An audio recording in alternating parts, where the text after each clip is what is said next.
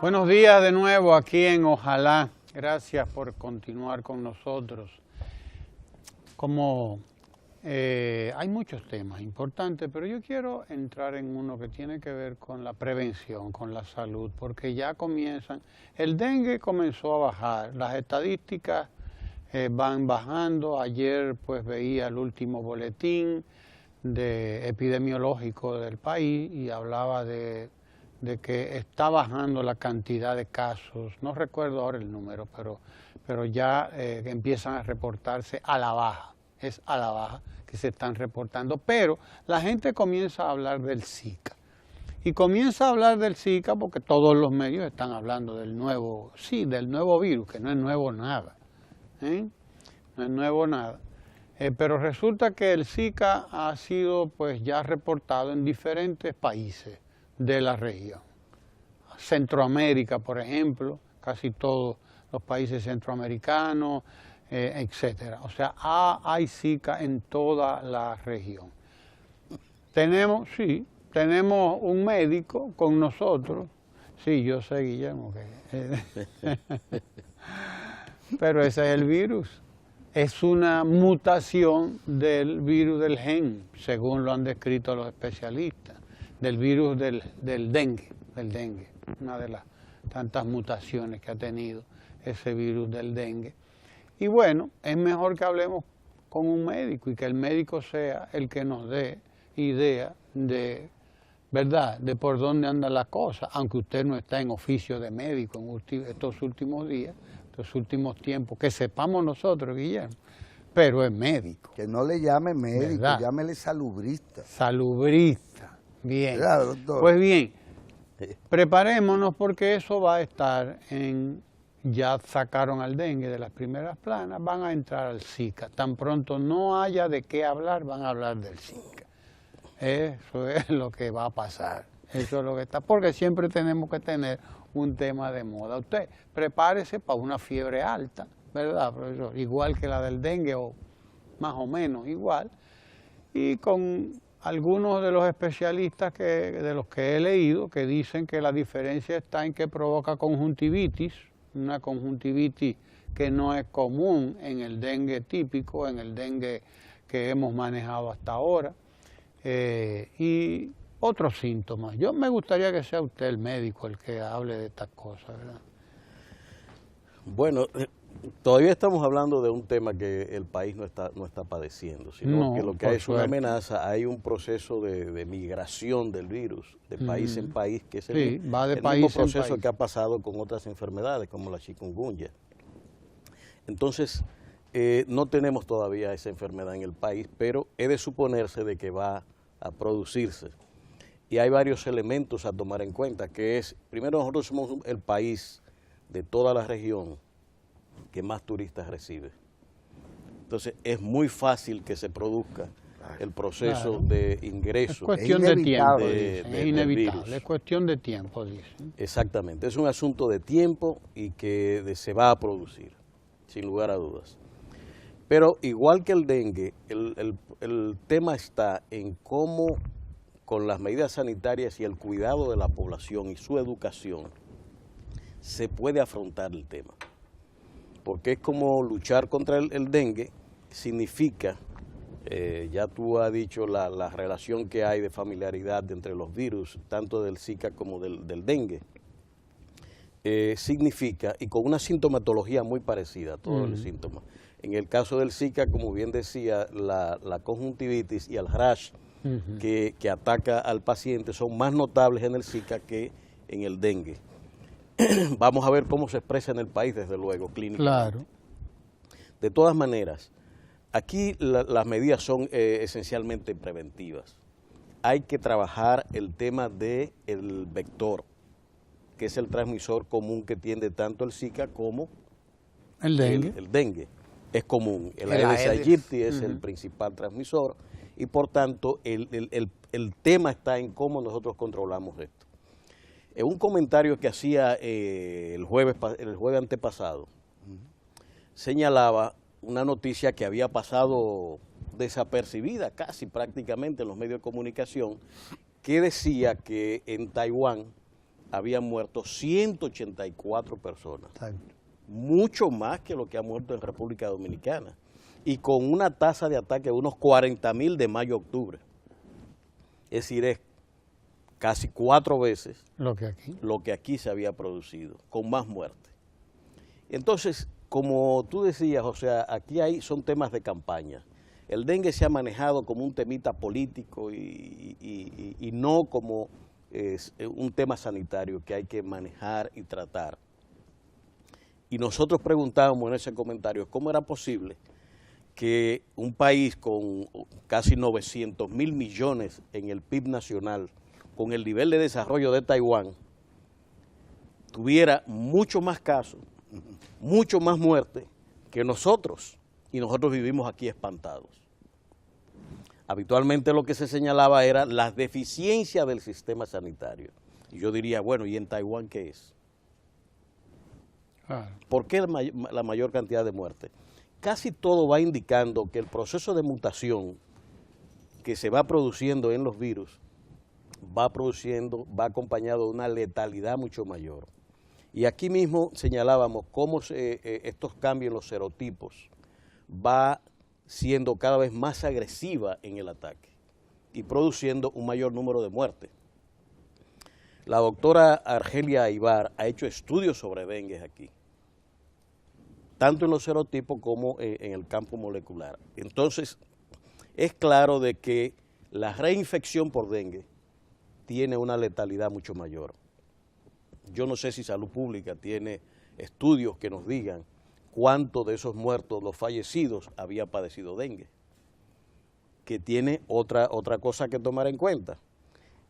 El primer ataque habitualmente por dengue cursa en la mayoría de los casos de manera subclínica.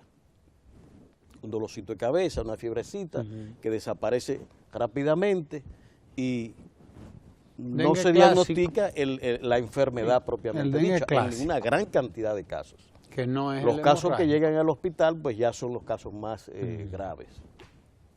Así es que con este del Zika yo creo que nosotros debiéramos tomar en cuenta el manejo del vector.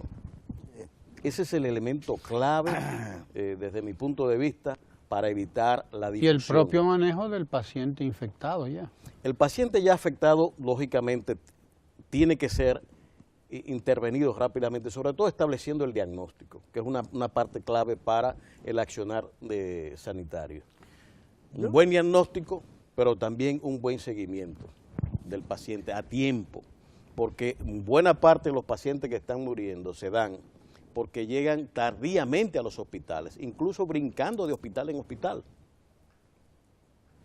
Y ahí hay toda una pérdida de tiempo y de atención que conduce a estos daños que estamos mirando en el país. Miren, permítanme dejar un poco claro que yo prefiero el enfoque político al enfoque sanitario. Para manejar el dengue. Para manejar el dengue. Y a propósito, entre otras cosas, no solo de la responsabilidad que tiene la esfera del Poder Ejecutivo, y a través de él el Ministerio de Salud Pública y demás instituciones que tienen que ver con controles sanitarios y la seguridad de la salud de la ciudadanía, sino de la responsabilidad de los ayuntamientos. Y esto a propósito de que sí, estamos en la antesala de una contienda electoral política que fundamentalmente involucra la elección de representantes, tanto del Congreso, una parte minoritaria, y la mayoritaria de los ayuntamientos, regidores, alcaldes, en general. ¿Por qué? Porque un tema que nadie sabe, y Ramón también, que el tema de la salud es salud del asentamiento. Del asentamiento, no es en abstracto. Y el asentamiento es un municipio, es una provincia, es el país. Pero cuando se está hablando por ejemplo, ¿por qué desciende el presidente de la República al barrio Santo Domingo Sabio, creo que? Domingo Sabio. Porque el cura de ahí, muy activo y proactivo y enfocado en su feligresía, coge para el palacio y le dice al presidente, acompáñame para que usted vea en persona esto. Sí, pero no. Y el pero no es porque en realidad no es que el cura hizo eso, sino es que las autoridades que tenían que hacer y resolver eso no lo han asumido políticamente.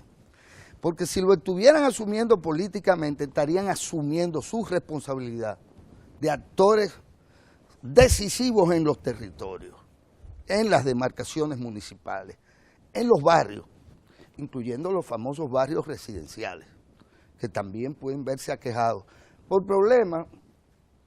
Yo vivo en un residencial de clase media baja.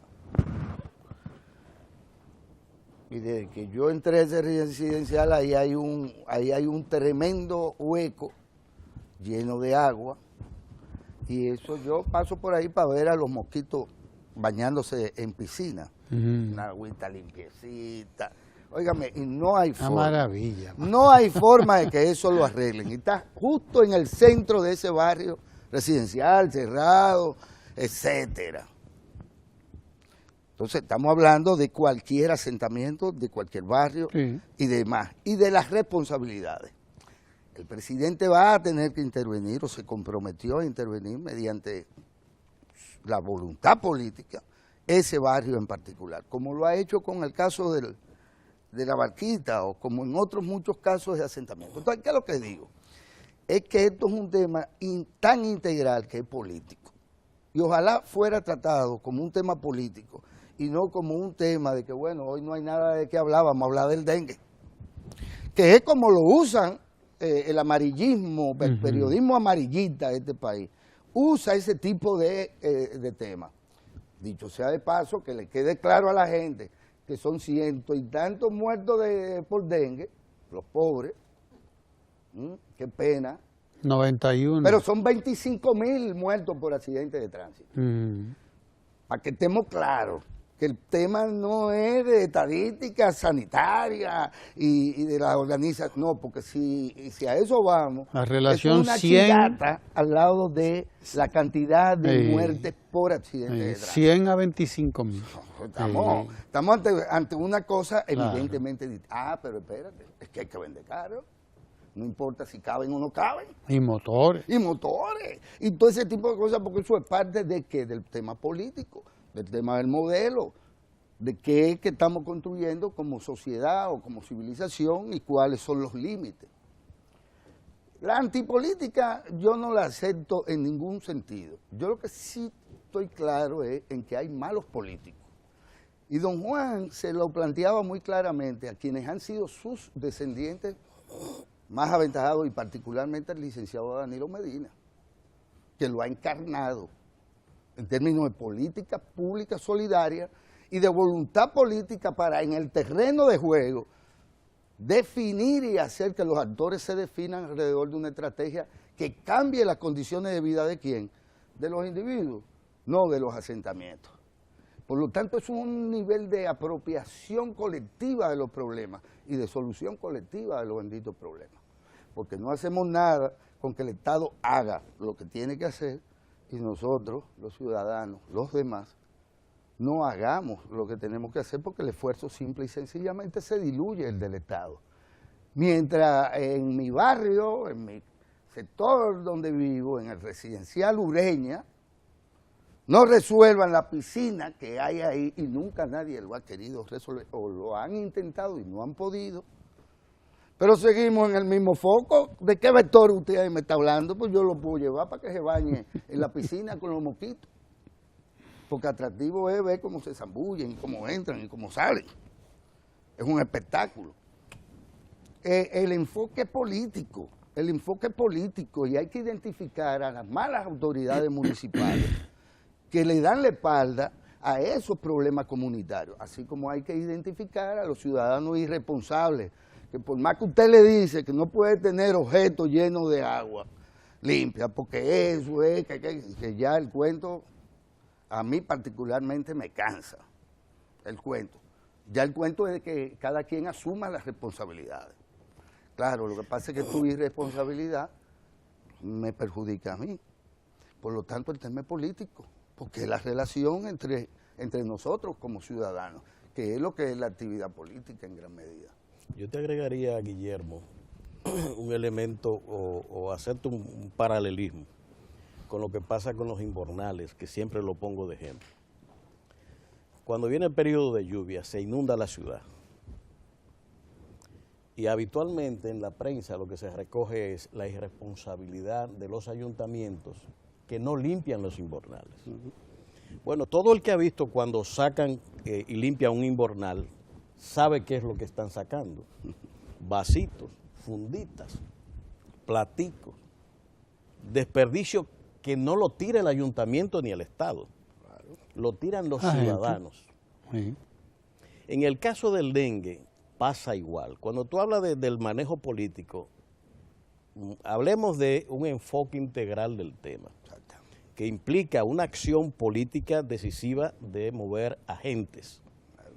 El actor, que es el ciudadano, uno de ellos, que tiene una responsabilidad importante en el manejo de sus casos, que van desde la limpieza en sus casas para evitar la crianza del mosquito, porque si usted coge, mucha gente que le gusta tener flor y tiene magueyito en su casa, que habitualmente alrededor del tallo se forman unos pocitos de agua con la lluvia y con el rocío. Quiere acabar pues ahí con las bromelias. Ahí, las bromelias. ¿Te diste cuenta? Ya me di cuenta, tenemos problemas. Entonces ahí crecen bastante bien. Que yo tengo bromelia en mi casa. Efectivamente. Entonces ahí crecen bastante bien. Pero la belleza de las bromelias y de las plantas nosotros las sostenemos, a sabiendas de que estamos en un clima tropical en que vamos a facilitar el trabajo y la reproducción del mosquito. Lo que tú dices de la cañada tiene mucho, yo no sé la fuente de dónde que vienen y cómo es. Las cañadas aquí son en todo el país un tema, claro, que tiene mucho que ver con la actividad y de control sanitario. Y con el respeto a la naturaleza. Exacto. Porque la cañada de donde vienen es de ahí, de donde vienen. El hombre es que no viene de donde ya viene. La cañada es el curso que siguen las aguas cuando llueve, se crea. Ahora, la contaminación que ellas habitualmente acompañan ya es exactamente lo mismo que los invernales. Entonces, aquí hay una conjunción de agentes que tienen que tomar responsabilidades cada quien. En el caso del dengue y del Zika, si el ciudadano no hace la labor que tiene que hacer de autoprotección, no es verdad que el Estado va a responder, ni ningún Estado, y por eso ponía el caso de Taiwán, una sociedad rica, y sin embargo tenemos más muertes y más casos de dengue. Entonces, ¿cuál es la explicación? ¿O me van a decir que el sistema sanitario taiwanés es de los peores del mundo? No. ¿Cuántos son ellos? Tiene 23 millones aproximadamente. Más casos. El doble de aquí. Y las condiciones climatológicas para ellos son iguales, posiblemente, son subtropicales. Son subtropicales, pero fíjate, dentro del subtrópico hay mucho. Fíjate un fenómeno interesante que se da en Taiwán, que en el sur taiwanés, y sobre todo en 3 ciudades, es donde se están produciendo la mayor cantidad de casos. Claro. Entonces, hay un proceso aquí en Constanza especial. No debería haber un solo caso de dengue. Pero allá en la montaña es donde menos hay. Y aquí también. Que es la parte norte de ellos. Pero bien, el tema yo lo puse porque es un tema que está ahí.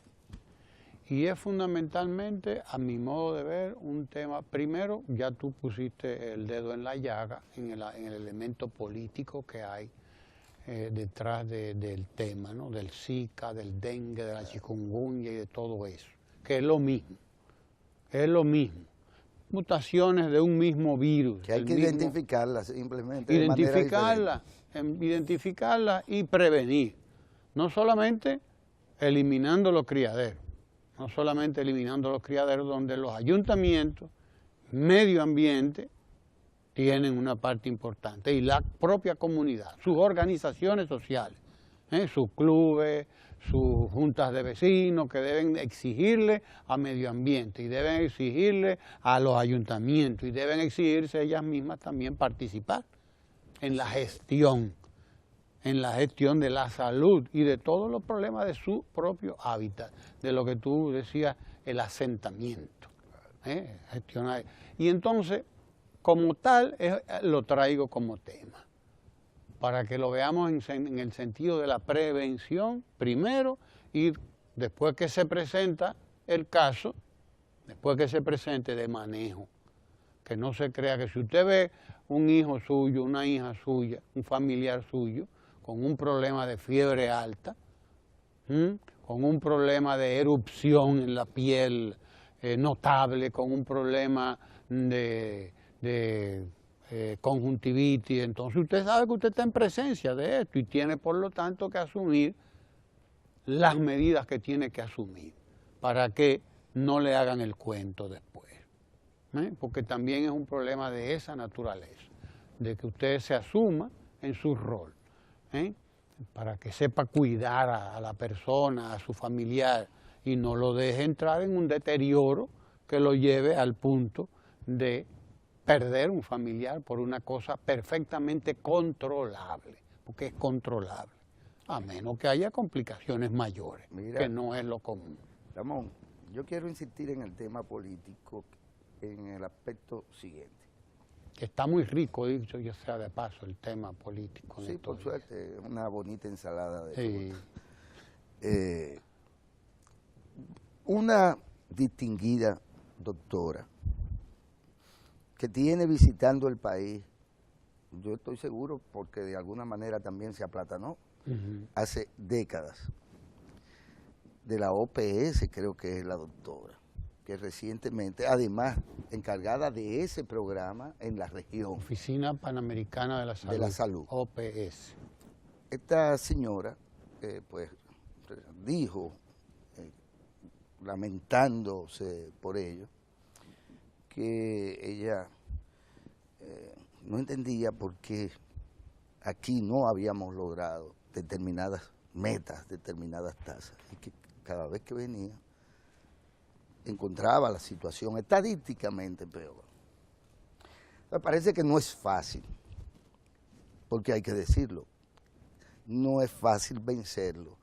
¿Por qué? Porque el enfoque no es brutalmente sanitario, porque lo sanitario es un componente del desarrollo de la cultura de los asentamientos, porque es un componente de la gestión que se hace del territorio, desde los ayuntamientos, desde los barrios o las juntas de vecinos, hasta la ayuda incluso de los organismos internacionales.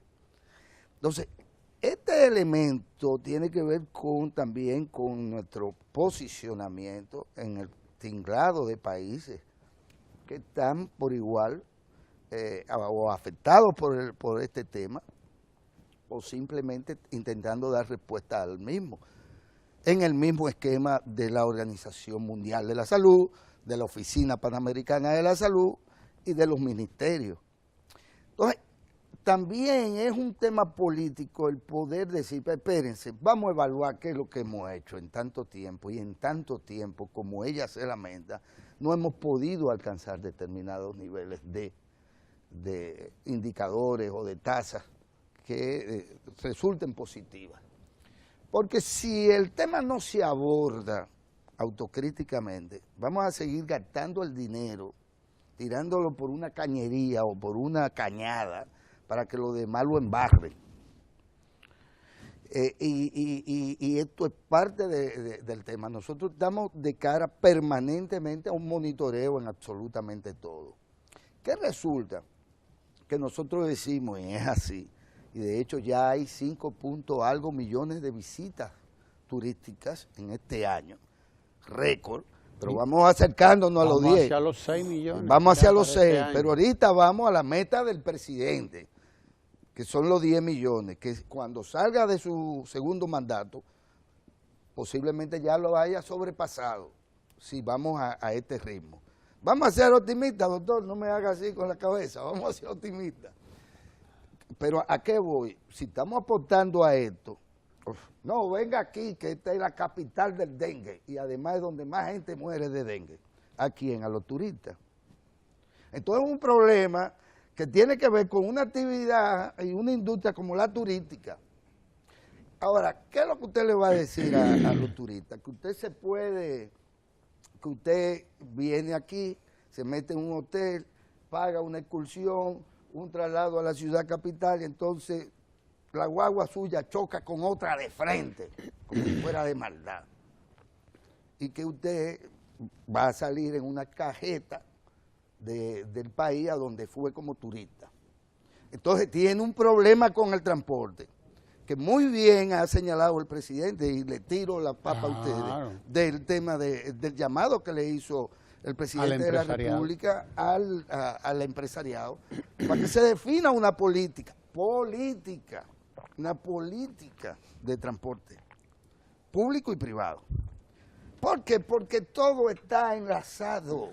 Nosotros no podemos pretender que aquí hay elementos sueltos. Somos una nación que en sí misma somos un proyecto que algunos petulantes franceses han querido decir que es inviable, como otros supuestos estados inviables. Entonces nosotros somos un proyecto en conjunto, todo hay que verlo integralmente. Por eso es tan importante el enfoque político en este año preelectoral, o en este periodo preelectoral, porque por primera vez en la historia se van a elegir esa cantidad de representantes. Pero antes que tú sigas, mira, porque vamos a diferenciar una cosa que es importante, Guillermo. Ajá. En la sociedad hay una interconexión de todos los temas. Correcto. Cuando hablamos del dengue, y tú hablas de la política sanitaria que hay que seguir, estamos hablando de dos cosas totalmente diferentes. No se elimina la interconexión temática que hay entre todos. Eso es evidente, y eso implica de que hay una acción política de gestión que tiene que haber siempre, y cuanto más efectiva y eficaz, mucho mejor.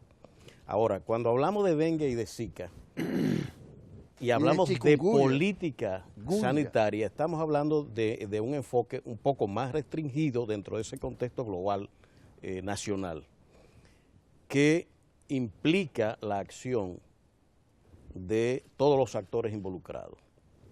Desde el Estado está el proceso de planificación sanitaria que tú haces para el manejo, no solamente de Zika y de dengue, sino de malaria, de tuberculosis, de todo. Hay políticas específicas para determinadas enfermedades por la incidencia que tiene en el cuadro epidemiológico nacional. Entonces, en cada una de ellas hay una respuesta específica y una política específica que hay que seguir y acciones específicas para dar respuesta a eso. Lo que estamos diciendo es que al comparar el tema Taiwán y el centroamericano, nosotros no tenemos con relación a Centroamérica una diferencia tan sustancial, es que no sea en la mortalidad. Sí. Es más o menos los mismos casos, pero aquí hay más mortalidad. Ahora, ¿por qué se han producido tantas muertes en el país? Después de tantos años, como dice la señora. Pero va incrementándose. Porque antes la mortalidad no era tan alta. Ahora, ¿qué ha pasado? ¿Cuál es la explicación de que la mortalidad creciera de esta manera? ¿Qué es lo que se está preguntando el sistema sanitario taiwanés? ¿Por qué? Entonces, hay en común desde esa antípoda de ese país y aquí un comportamiento parecido en términos de mortandad alta por una enfermedad que no debiera morir gente. El virus se va haciendo más letal. Exacto. Hay elementos de eso en todas partes. No, en todas partes. Esta evolución el virus. Hay una evolución totalmente diferente. Y como decía, hay un comportamiento más agresivo nombres diferentes de una misma enfermedad. Lo que te indica es que pero para el mismo virus, prácticamente. Es el virus. Pero eso indica que se ha perdido un poco la batalla. Que por eso es que se tiene que ser autocrítico. Usted no puede tener un... Bueno, no es que se haya necesariamente perdido batalla, es que son desafíos sanitarios. Aquí se había controlado la malaria, por ejemplo, y ha retornado por un problema epidemiológico que lo conocemos. ¿Por qué retorna? Y la tuberculosis, que logró controlarse bastante en el país y que renace de nuevo. ¿por qué está haciendo resistencia las cepas del bacilo de Koch al tratamiento tradicional? Claro. Es que evoluciona la naturaleza. Entonces hay un cambio. Evoluciona más rápido de lo que nosotros creemos. Efectivamente. Digo, nosotros y evoluciona con nosotros. Es con nosotros. Tú me estás dando antibiótico. ¿Qué yo voy a hacer? Y los sobrevivientes al antibiótico se van haciendo más fuertes y se van resistiendo a la enfermedad. Claro. Y esa cepa se va multiplicando. Y por eso es que los trujillistas hoy son más duros que antes. Pero son menos, son mucho menos. Ese es un virus que no... que debemos controlarlo. Sí. Pero bien, comentamos esto, ¿no? Para que la gente pues se informe sobre estos temas. Estamos en Catalina, pero es un tema bonito. Ahí está Punta Catalina. Óyeme. Te refieres a Punta Catalina. Y a lo que el presidente formuló. Su discurso en la Cámara Americana de Comercio, un discurso formidable que usted debe buscar y debe oír. Está en sitio de internet, en la presidencia, en Facebook, búsquelo para que lo escuche. En canal4rd.com. Y en canal4rd.com, ahí lo tiene también. Para que escuche el discurso del presidente en la Cámara Americana de Comercio, porque primero trató la cantidad importante de temas que trató. Desde la electricidad y el transporte, el turismo, etcétera, ¿no? Todo eso dentro de un marco,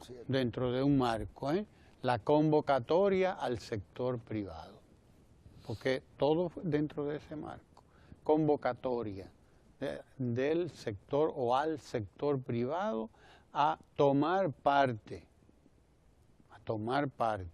en la solución de los problemas fundamentales del país. Y le explicó cuál era el objetivo del Estado, del gobierno dominicano, de su gobierno específicamente, al construir las plantas eléctricas de Punta Catalina. Que dicho sea de paso, son plantas construidas con altos niveles de seguridad y con el último guay, como dice la gente, en tecnología referida a estos temas. Lo que la han desarrollado en los últimos 100 años. Exacto. Y que siguen operando las plantas. Siguen desarrollando. Claro que sí, porque además son convertibles. Exacto. Cuando haya suficiente gas licuado para convertirlas a gas, tengamos las estaciones que debemos tener para abastecer. No, y aparezcan los suplidores. Y aparezcan los suplidores, a eso nos referimos, ¿no? Porque no es que la gente cree y usted oye mucha gente hablando, porque supuestamente son expertos en todo, ¿no? Pero resulta que no es verdad. Si hubiese habido suplidores de gas natural en los alrededores, esas plantas fueran de gas natural, pero no hay suplidores, no los hay. Entonces la realidad es esa, ¿no? Pero lo importante, la convocatoria al sector empresarial, a confiar en el desarrollo de la República Dominicana, a confiar en que se está construyendo un nuevo Estado en la República Dominicana y a confiar sobre todo en que este gobierno tiene un compromiso con la transparencia, con la gestión transparente de los recursos del Estado y, desde luego, el reconocimiento de que el Estado por sí solo no puede resolverlo todo en la sociedad, por sí solo no puede, que necesita el compromiso de todas las instituciones, y en cierto modo podría parecer un poco traído por los cabellos, pero vemos ahora cómo el sector religioso que administra colegios, que administra escuelas, dice, bueno, yo solo no puedo, déjame ir a adosarme al Estado para que el Estado pueda ayudarme a financiar este problema, porque ahora tengo un problema. Yo no le puedo pagar a los maestros lo que le está pagando el Estado. Por primera vez, el sector privado quiere ser como el Estado, no el Estado como el sector privado. por primera vez en la historia de la República Dominicana y en la historia de la educación dominicana, parte de ese sector privado que gestiona la educación, parte de la educación, por lo menos la que recibe clase media, media alta y alta, porque en algunos hay clase alta, se da cuenta de que tiene que buscar una solución al problema que le ha plantado la tanda extendida. ¿Por qué? Porque la clase media dominicana quiere tanda extendida. Dice, no, pero espérense, yo le estoy pagando a ustedes y me están despachando los muchachos a las 2 de la tarde y a la 1, a la 1:30, a las 2:30. Yo lo quiero en tanda extendida y yo pago además, allí me lo están dando gratis. Entonces le plantea una situación al sistema privado, ¿no? En este caso a los más de 300 colegios que administra la Iglesia Católica. Y la Iglesia Católica, que sabe de esto, ¿no?, ha dicho, bueno, ustedes tienen que buscarme una solución a este problema. O ellos plantearon con el acuerdo precisamente claro. eso, porque una de las cosas importantes de Ramón es de que la tendencia, según todas las informaciones que van surgiendo, es que se está produciendo una migración de estudiantes del sector privado al sector público. Claro. Cuanto más bajo los colegios privados económicamente, mayor es la migración. Eso indica de que la calidad y la oferta de servicios que se está dando en la parte pública es cada vez mejor. Y eso está produciendo la migración. ¿En qué medida la profundización y fortalecimiento del sistema público, como se está desarrollando con las políticas educativas, va a presionar el sistema privado de colegios tal y como existía? Porque no es solamente de que allí las familias se van a ahorrar un dinero porque los muchachos van a estar a las 8 horas con desayuno, almuerzo y merienda, que reciben los libros y uniformes, sino que además los profesores de la parte pública están siendo sometidos a procesos de capacitación y de formación cada vez más intensiva, con unas posibilidades de formación y de formación continua cada vez mayores, lo cual va en bien del sistema. Por tanto, un profesor que no tiene esas posibilidades prefiere estar allí donde se están ofreciendo estas formaciones y estas capacitaciones. Es decir, hay un crecimiento y un fortalecimiento de la parte pública del sistema. Y eso, con este acuerdo, yo diría que es ver a distancia, vamos a decir, otear a distancia, de que esa tendencia de fortalecimiento público en algún momento también va a afectar a los colegios privados, de seguir como va. Porque a mayor capacidades, a mayor calidad de la oferta del servicio educativo en la parte pública, lógicamente en la parte privada no se justifica. ¿Qué es lo que pasaba aquí antes? Porque aquí todo el mundo iba a la escuela pública. Sí, eso es lo que quiero destacar, que extrañamente aquí también secuestraron ciertos sectores y poderes fácticos, secuestraron la educación. La educación inicial y básica nunca debió haber sido cedida al sector privado. Y el tiempo lo dirá. Pero es que no se ofrecía. ¿Qué pasó? Tampoco se ofrecía en la parte pública. Sí, pero bueno, si usted no llena el espacio, cualquier cosa lo hace. Eso es lo que pasó. ¿Entiende? Y eso, sí, pero eso fue intencional. ¿Qué resulta? Que las políticas de exclusión de los pobres, las políticas de exclusión, que fueron también concebidas, no, que hagan una escuelita ahí de patio, le llamaban, para que el Estado no tuviera que asumir la responsabilidad. Eso fue una política que se irresponsabilizó. Ahora, ¿qué pasa? Que eso va de abajo hacia arriba, hasta llegar ¿a dónde? A los niveles de clase media. Esos colegios deciden a qué niño le dan entrada o no, hasta por razones religiosas, en franca contradicción con la Constitución. Esos colegios siempre han sido subvencionados, siempre fueron, igual que las universidades privadas, por igual, unas más que otras, en el esquema. Ahora, ¿qué resulta? Que usted tiene el libre albedrío de dar o no el servicio, pero el Estado lo va a ayudar. ¿Por qué reivindico yo ese acuerdo y creo que políticamente es trascendente? Porque eso es una expresión también de política solidaria a la clase media. Porque la clase media fue la que migró de las escuelas de patio inservibles, los que iban progresando, derivaban al sistema de esas escuelas semiprivadas, semipúblicas, como usted le quiera llamar. O privadas. O privadas, simplemente privadas, que con respecto a la falta de atención o de ese servicio público, pues tenían que dedicar la mayor parte de su presupuesto anual a pagar la cuestión de una mala educación, y insisto, de una mala educación, porque no era verdad que era buena. Y los resultados generales de la educación tienen que ver también con los resultados de esa gestión educativa. Porque cuando yo encuentro a un clase media de mi clase, ¿verdad?, de mi grupo social, resultan de ser tan deficientes como cualquier otra, con respecto a lo que eran las buenas escuelas públicas. Y hay que hablar del Juan Pablo Duarte famoso, y yo estudié en una escuela pública, y yo dudo que un colegio de eso tuviera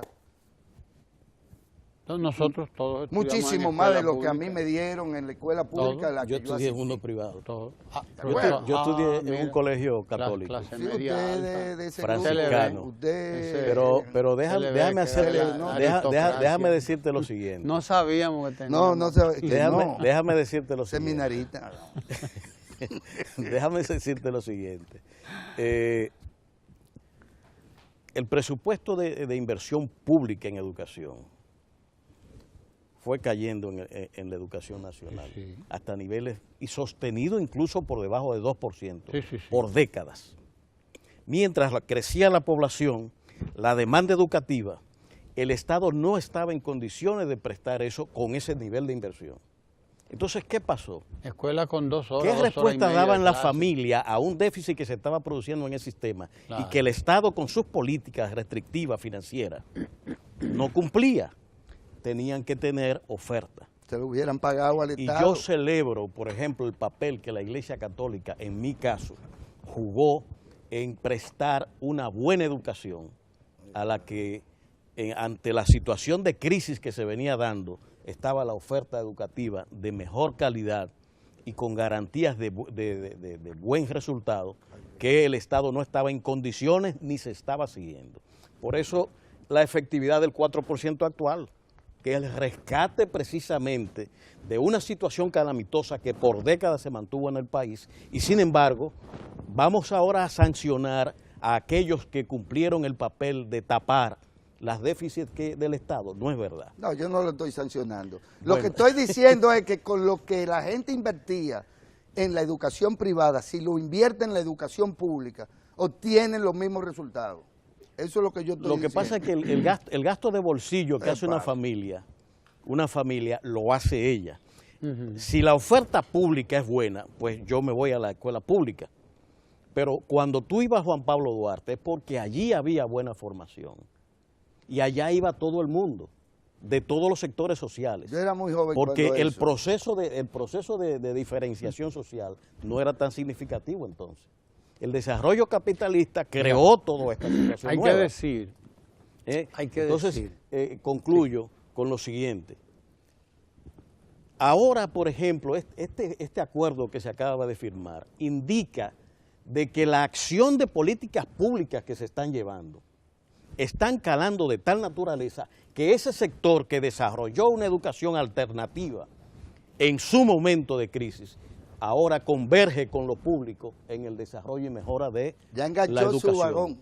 Exactamente, pero porque las políticas públicas van mejorando. Eso es lo que tienen que hacer, claro, engancharse. Enganchar el vagón. Pero porque el Estado está cumpliendo con lo que debió cumplir antes. Es lo que le propuso el presidente al sector privado. Claro. Enganchen su vagón. Claro. Enganchen su vagón a la locomotora del Estado. Eso es así. Y además tienen que dejar la desconfianza, porque es que han vivido desconfiando del Estado que les ha garantizado el modelo en el cual han estado creciendo, además. Exacto. Porque esta es la cuestión. Sí, pero yo quiero... Tienen que andar chivos, Ramón, porque que nunca han pagado impuestos. Bueno, pero eso es parte de la responsabilidad y tienen que pagar social, impuestos, pero dilo, nunca lo han hecho y tienen que hacerlo. Entonces con el Estado ellos andan. Ya vendrá el momento de la reforma. Es un baile de una doncella. ¿Quién es? Ya vendrá el momento del pacto. ¿Quién es la doncella y quién es el príncipe? Porque es un pacto, ¿no? De todas maneras, el problema de la educación es el problema de todos los problemas del país. El problema de la salud. Claro. Y es el problema de la creación de empleo, y es el problema de la desigualdad, de la inequidad, es el problema de la sociedad que se ha construido aquí, de la sociedad que construimos, una sociedad injusta, excluyente, en donde un grupo, clase media alta y alta, media, tenía acceso a determinados servicios, pero el 80% restante no tenía. Y Trujillo mantuvo aquí un pueblo de analfabetos, por ejemplo. Sí. Que mucha gente menciona por ahí como un dechado, como una maravilla de no sé qué y de no sé cuánto, de inversión, vaya usted a ver. No, este era un pueblo analfabeto. Sí. Y en parte gracias a esa dictadura, ¿entiende? Pueblo de analfabetos. Nuestro país fue un pueblo de analfabetos hasta hace muy poco tiempo, con un 75% de analfabetismo en la República Dominicana. Entonces, todo eso fue arrastrándose después que salimos de Trujillo, pueblo analfabeto, pero los modelos que vinieron no hicieron la inversión que tenían que hacer en la educación. Y todos recordamos al Perínclito Balaguer, que se dedicó, hizo varias en términos de infraestructura, pero entonces no invertía en la formación de los maestros, no pagaba a los maestros los sueldos que merecían los maestros, y el resultado es que el sistema se deterioró y se siguió deteriorando.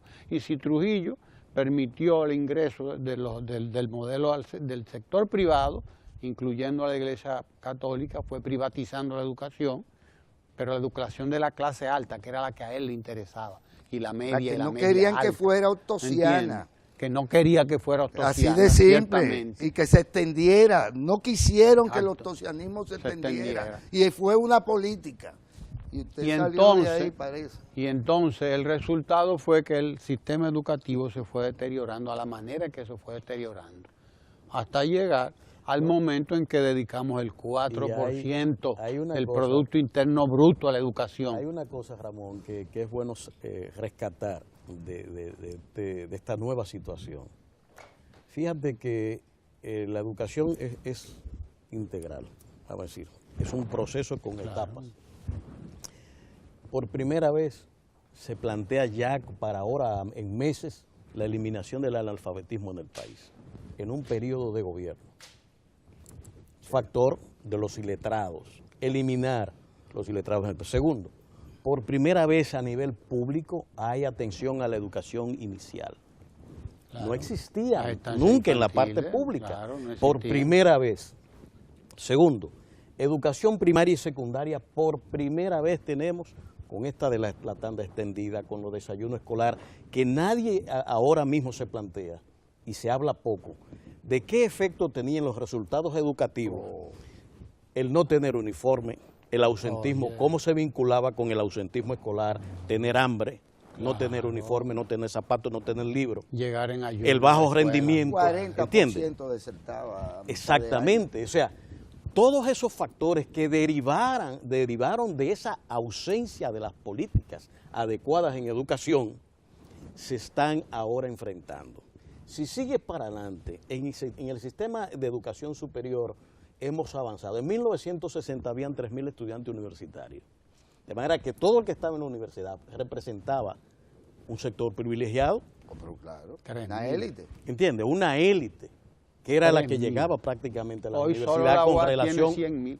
Exactamente. 100.000. Hay una masificación de la educación. Eso ha traído graves problemas. Todavía incluso en la formación superior, nosotros tenemos déficits graves en el posgrado.